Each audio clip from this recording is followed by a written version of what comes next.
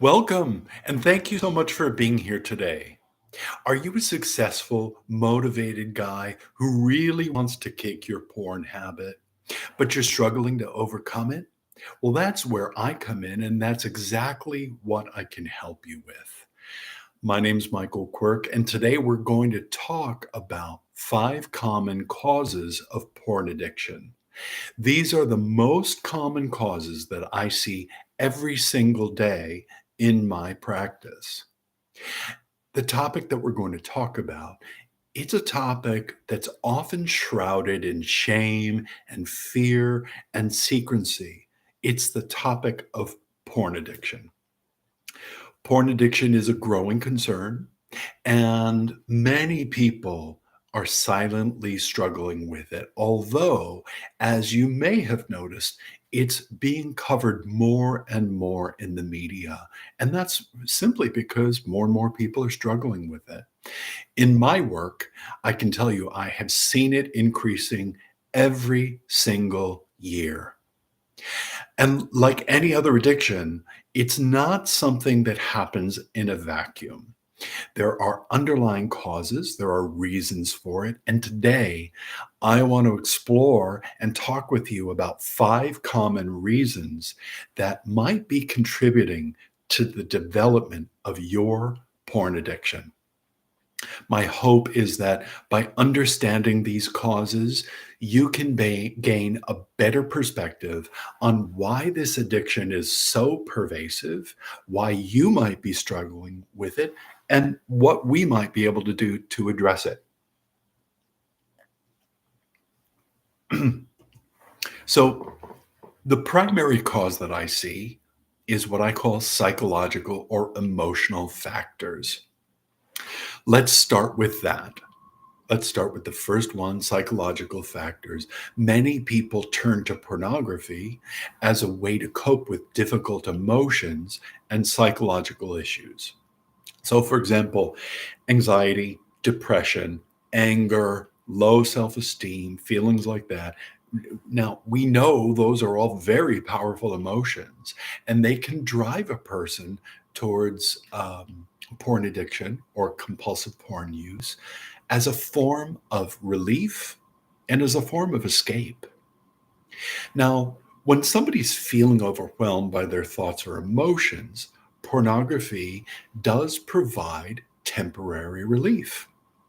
It's the instant gratification that offers a way to kind of numb out the pain, distract ourselves from the stress. But what happens is over time, this often leads to a dependency on porn viewing to cope with your life challenges. So let's consider the case of somebody who is suffering with chronic anxiety. They might find that watching porn gives them a brief respite from some of their anxious thoughts and some of the uncomfortable feelings in their body.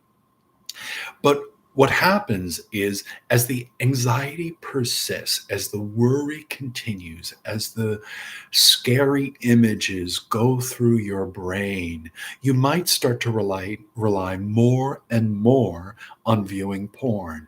And this, over time, leads to what you might think of as a compulsion or an addiction. Now, this example shows how psychological and emotional factors can play a significant role in the development of porn addiction.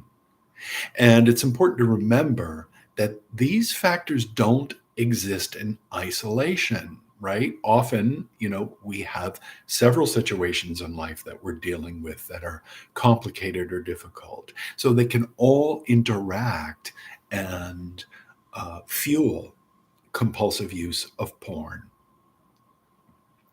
Cause number 2 are social and environmental influences. Now, we live in a world where pornography is more and more accessible than it ever was before. It's on our phones, it's on our TVs, and the internet has made it so easy to find explicit content with just a few clicks. And in fact, many many of us find that it's very hard to not see pornographic images, right? They're in Hollywood films, they're in television shows, which are increasingly getting more and more graphic. And this easy access is a significant factor in the development of compulsions and addictions. And here's another thing that also plays a role, it's social norms. In some circles, what I see is that watching porn is considered to be normal. People talk about it openly, and they even expect each other to watch porn, talk about it, and talk openly about what used to be considered private sexual issues. Peer pressure and the normalization of porn in our media, and we're saturated by media at this point. It leads individuals to start using it without fully understanding the potential consequences. In effect, pornographic imagery has become normalized. So, for example, one of the things that I hear all the time, many of my clients have told me that it was as teenagers that they began watching porn. And why did they do that? It's because all their friends were doing it, or because they saw it glamorized in movies or on social media. And over time, what happened was what started as casual viewing that they didn't really think anything about escalated for them into something that was more driven, more addictive, more compulsive, something they felt they didn't have choice over.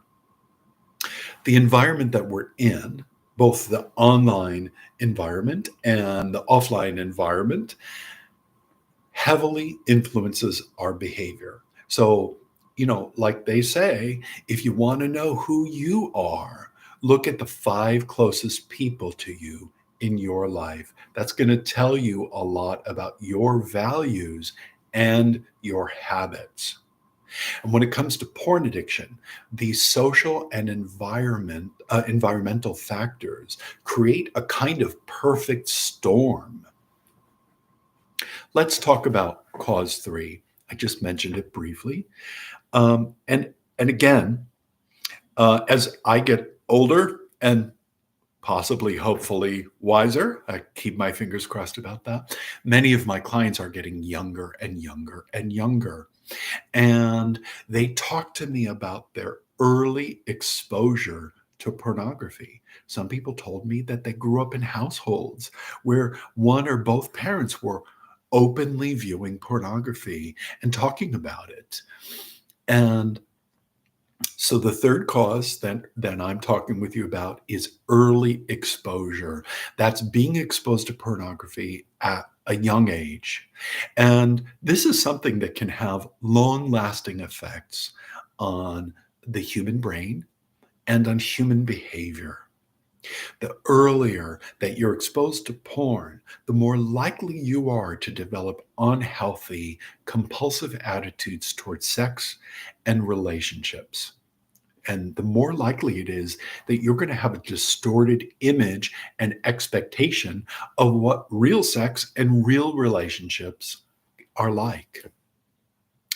Children and teenagers are particularly vulnerable, and that's because their brains are still developing.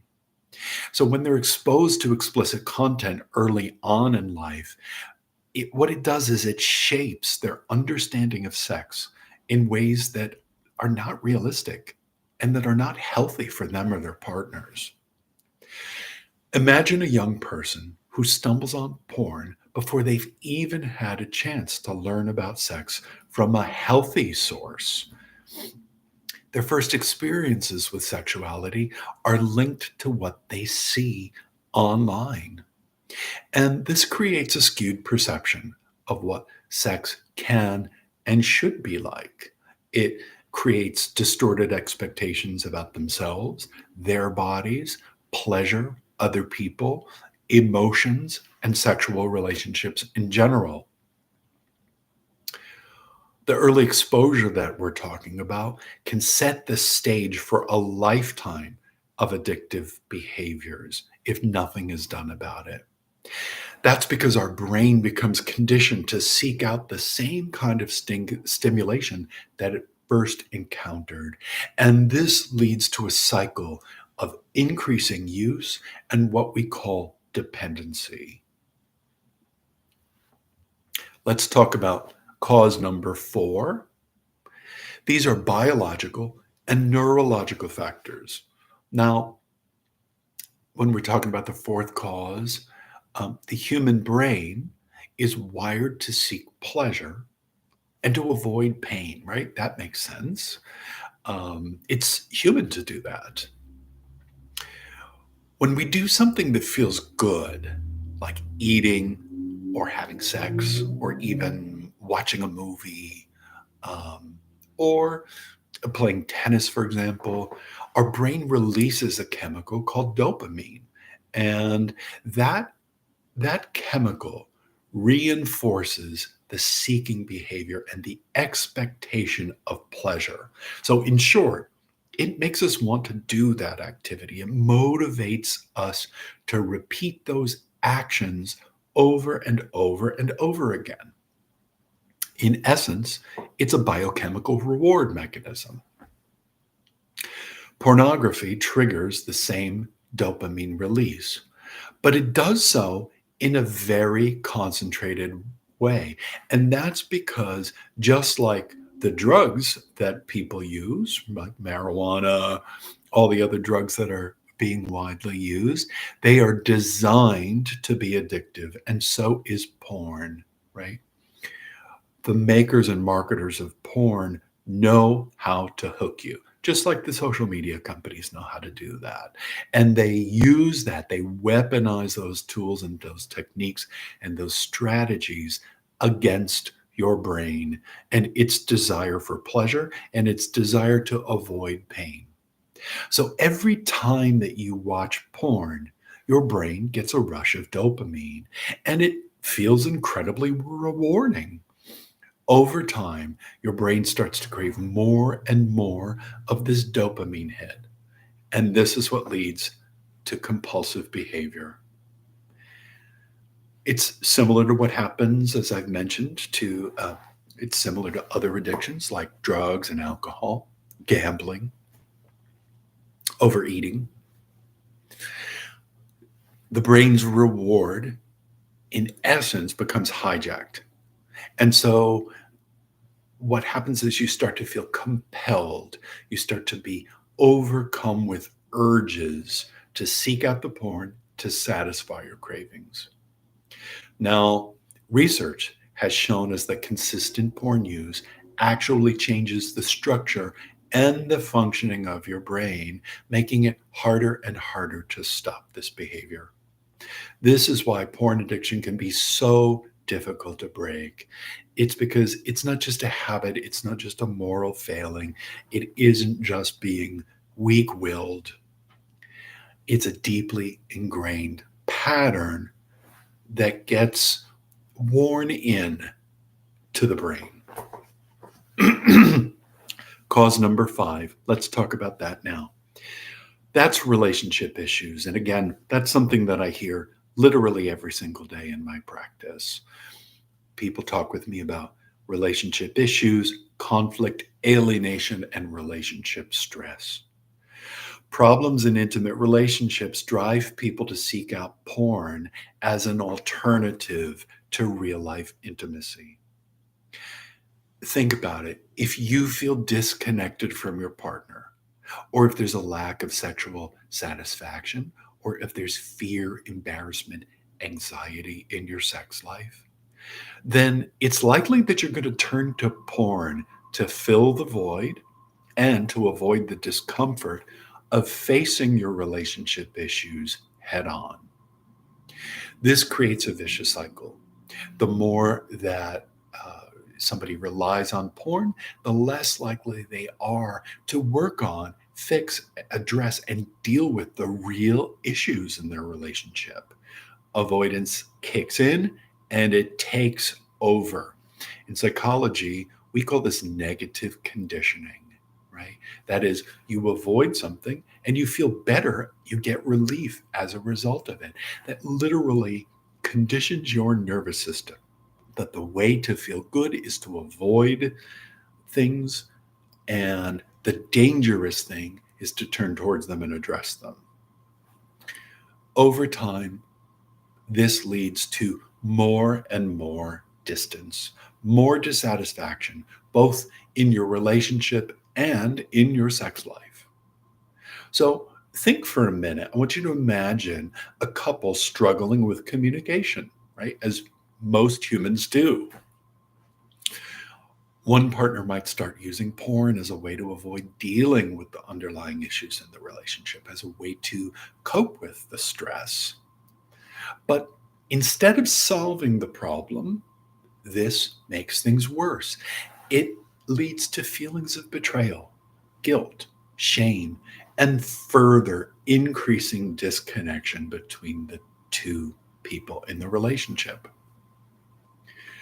Relationships can both cause and drive the issue of compulsive porn use, but they can also very commonly being a result of porn addiction, making it particularly challenging to address.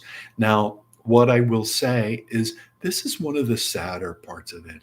I can't tell you how many men and women I've worked with where the porn really drove a wedge, and it ended up really damaging, if not destroying, the relationship that we were in.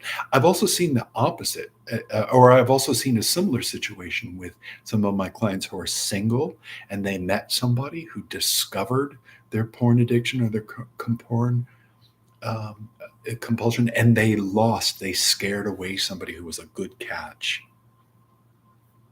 Now you can see how that could create a downward spiral, right? Where you've just been rejected by somebody for having a compulsion or an out of control addiction. And now you feel worse, maybe scared that you're ever going to find anybody. Let's conclude here. I want to recap with you. Today, I've been talking with you about the 5 common causes of porn addiction that I see every day in my work. Those are psychological and emotional factors, social and environmental influences, early exposure to pornography, biological and neurological factors, and finally, relationship issues. Each of these, they all contribute to the development of porn addiction, compulsive porn viewing. And as I mentioned earlier, multiple factors will interact in very complex ways. If you understand these causes, it's going to help you to approach your porn addiction and untangle yourself from it. And it's going to also help you have greater empathy and insight for yourself and the predicament that you're in. Porn addiction is not just about willpower. It is not just about morality. There are deep-seated causes that need to be addressed if you are going to win this battle. If you or someone you know is struggling with porn addiction, I want to encourage you to seek help.